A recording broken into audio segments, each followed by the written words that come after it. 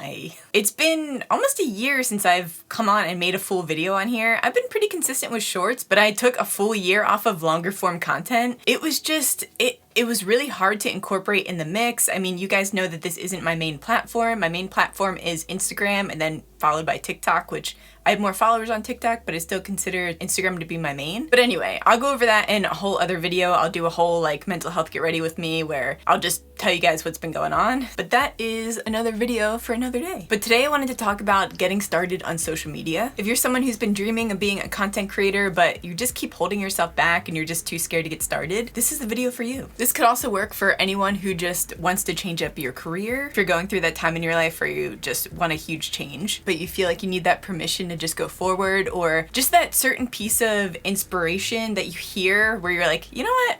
I'm gonna quit my job. By the way, I'll list all of the products that I'm using in the description. I just kind of wanted to talk to you guys. This isn't gonna be a super informative, like step-by-step on how you make it on social media. This is just more of a pep talk, if you will. I came across a video of a content coach that was going over a call that they were having with their client, and I'll pop up his page right here, and I'll also link to the video in the description. But this person was talking about her fears of getting started. They just felt like they needed a full vision in their head of how everything is gonna go in order to get started. And he was breaking down their concerns and just trying to figure out what the actual root of the problem was. And they thought that they needed more information before getting started, and that was holding them back. And then maybe they thought that it was more of a control issue, like they felt out of control by doing something new. But really, when it came down to it, they were just scared of getting started. Whenever you're doing anything new, there's always this fear of what other people will think. And the people who are doing the things that you want to do aren't immune to that feeling. You still feel stupid. I actually feel stupid a lot still, especially if I'm experimenting with new content that my audience isn't used to seeing. But when getting started, you don't need a full view of your exact intentions of how this is gonna go. Because the real truth to that is that you won't know until you get started. If you're anything like me, I romanticize things heavily. I had always done this in my head with anything that I wanted to do. I had a huge vision when I was younger of being someone who just would create all their own outfits, and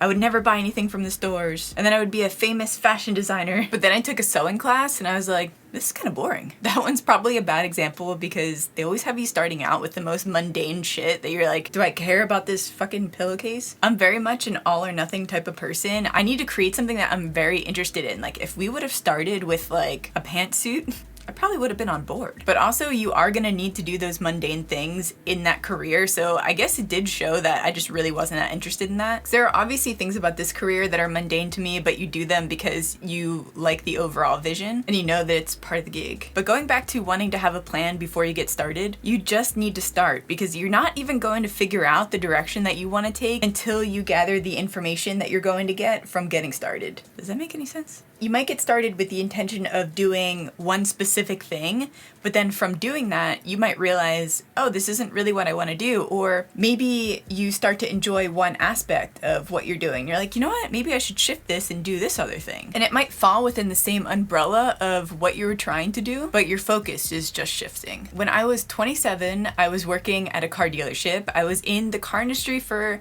probably about 5 years at this point when I came across the show Face Off. So this is Face Off on the Sci-Fi Network, not Face Off, the Nicolas Cage movie. So it was a special effects competition show. And the judges from the show are famous makeup artists who have created like the most infamous monsters from movies, but it's fascinating. And I was just so inspired from seeing that show. And then you hear about the contestants and a lot of them are local.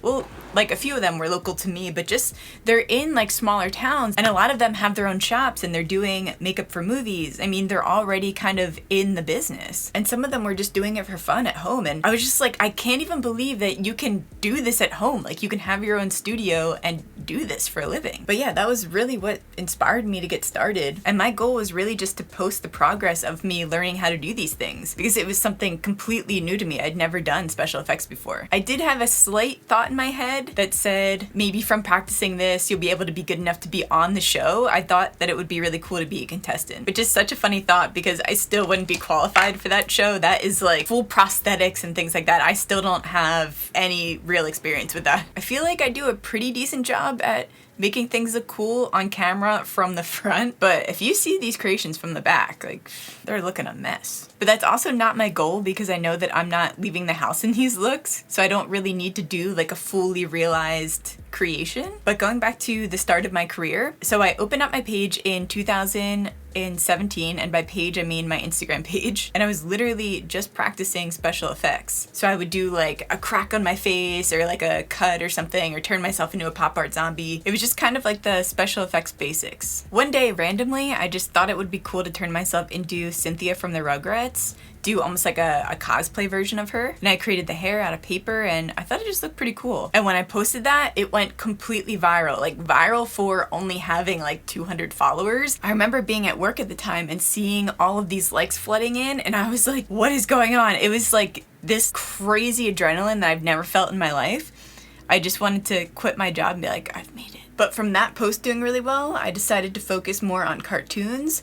So I think the next one that I did was Sally from Nightmare Before Christmas, and that one also did pretty well, and that's just kind of how I discovered my niche. And I still incorporate special effects, I have kind of along the whole way, but that really did change the direction of my life for the next couple of years at that point. After years of my main focus being cartoons, I kind of got burnt out because those looks take so long, like they would take me like 8 hours to do, and I was also just losing inspiration for doing them. Like I had done them for so long that I just needed to switch up, and I'm so glad that I transitioned out of doing those full time. I definitely bring a cartoon look back in here every once in a while, but it's just not my main passion anymore. Now I feel like I have a pretty large range of skills under my belt. Now I can do celebrity transformations, which was really scary for me to start in the beginning because I never thought that I would be someone who could transform themselves into a celebrity. I still have special effects in the mix, and then I can incorporate regular beauty makeup, but it does show that you don't know the direction that you're going to go until you get started. My intent was just to post my progress photos, and now it's turned into my full-blown career. So don't get bogged down and thinking too much about the bigger picture, because things will always change and you're not even gonna know what you like until you start. There are plenty of career paths in my life that I have attempted that I created these crazy visions around, just like the sewing, like I had told you guys. But I'd also done real estate. I took full-on real estate classes. I just needed to get my license, and I decided that I didn't like it at the end. I've tried cooking classes. I did floral designing for a little bit. I also tried my hand at marketing for the 100th time. You just need to try things in order to figure out what you actually want to do. My best advice is to always try to see if you can take a class that's like a little bit on the cheap side, or you might be able to just talk to the manager or the owner of a company and see if you can shadow somebody who's in that position, or see if you can get an internship somewhere. I always recommend doing that instead of full-blown going to school for something, because then you just wasted all that money. Then when it's actually time to go do that job, you might hate it, and then you just blew all of that and you wasted your time. And it's never too late to get started. That's also another message that I get a lot on Instagram, of someone saying that they want to get started but they feel like it's too late. I got started doing this when I was 27. I had never done it before. So I was completely learning a new skill just based off of being inspired by something. And not that 27's old, before anyone starts freaking out, but I will say that a lot of people think that you should already know what you want to do by like the age of 25, which is insane to me because you don't even know yourself. You don't even really know yourself until you're in your 30s, really. And I know a lot of content creators who got started in their 40s, 50s, 60s. It's really amazing. It's so inspiring. We live in such a cool time right now that you could really make a career out of doing anything. When it comes to doing something new or putting yourself out there, there's this fear that you're gonna get made fun of because you feel very exposed. And I will say from firsthand experience, you are gonna get made fun of. There's kind of no way around that. You just have to deal with it. Early on, someone that I knew said that they pulled up one of my videos with their sister and they were just laughing about it. And I was just like, why are you telling me this? It was so weird. Like, I don't know what like the thought process was of them saying that to me, but I was just like, okay. And then I've been at like a party or something and people will pull up my YouTube channel and play one of my videos. It was so embarrassing to me because it was one of my like first videos where, if you guys don't know, if you haven't filmed yourself yet, your first like 100 videos, that seems like a lot of videos, but once you start doing it, that's really not that many. But your first like 50 to 100 videos, I would say, you are so cringy talking to a camera because you're just not used to doing it. Even if you think that you're acting completely normal, and you might think that this is a super easy thing to do, but it's not. And you sound like you're almost whispering, like you don't know how to project when talking to a camera. And also, you need to be a little bit more expressive than you are in real life, because on camera, if you don't do that and you just talk normal, it really falls flat and it sounds like you're bored and uninterested. I don't even know how to explain it. But yeah, that was super embarrassing to me. And people, you'll find some of them don't mean to embarrass you, and they just think that you're almost like part of the joke or something, but they're not really realizing that they're making fun of you. I don't even know how to explain it, but when you're in a vulnerable position, you also read into those things a little bit more because it's just more personal to you and you're more sensitive about it. But you can't take other people's perception of what you're doing into consideration, or else you'll never do anything. And that's really the truth. And a lot of those people who were making fun of me in the beginning for doing something out of the ordinary are now asking for advice on how they could do it too. So you just have to bypass all that bullshit and just do it. The thing is, people will always have something to say, no matter what level of success you think you need to get to in order to bypass that, because it just doesn't happen. I still have people in my real life who are like, oh, so you're still doing the makeup thing? And you're just gonna be like, you mean my career? Like, there will always be people who downplay what you do, no matter what. So you just have to have full conviction in what you're doing. This is the most generic advice, but it's so true. Anyone who's trying to knock you down is just unhappy in their own life and they're trying to bring you down with them. Going back to the whole topic of the video, just start and adjust once you have more information. You're going to feel uncomfortable putting yourself out there and trying something new, because to be honest, a lot of people don't follow their dreams or even try to pursue any kind of passion. They don't believe that they could be successful, so they don't even try. And you don't want to be that person who lives with that regret of not just going for it. What are you gonna just not try because you're too scared? Really think about it and realize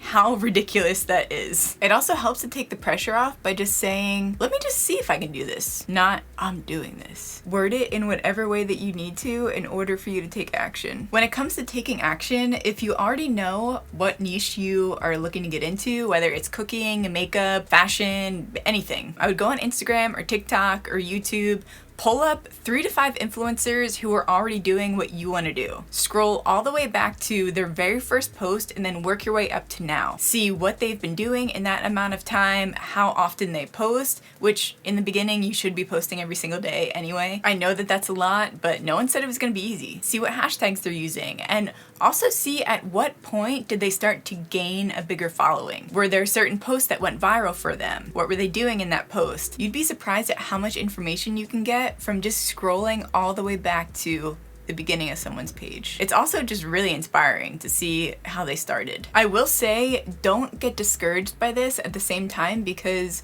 some people delete a lot of their older content because they're just embarrassed of it. And some people just like to delete it to make it seem like they were an overnight success. And I'll tell you that that is extremely rare. Or that they might have started on another platform and then worked their way to that platform, and that's why they had good views to start with. So you really just need to do some in-depth research. If you need an inspirational quote to get you by, there's a good one by Vitaly that I love that says, your ex is effing toxic. The only way to make him jealous is to become successful. But let me know if you guys want me to do a full breakdown of my career, the different looks that made me go viral, and also different accounts that shared my work that kind of propelled me further. It was really important for me to start with this video because I know when I was first getting started, I was looking for videos that were kind of talking about this and just how someone got started and just overcoming all of the obstacles in order to actually do it. And there really wasn't much out there. There might be more now because it's also been a while. It's been like, what, 6 years? But either way, I figured I'd give my perspective. Let me know what you guys think in the comments down below. Make sure to give this video a like if you liked it. That really helps me out. And yeah, I'll definitely be posting more. I really want to get back to posting once a week.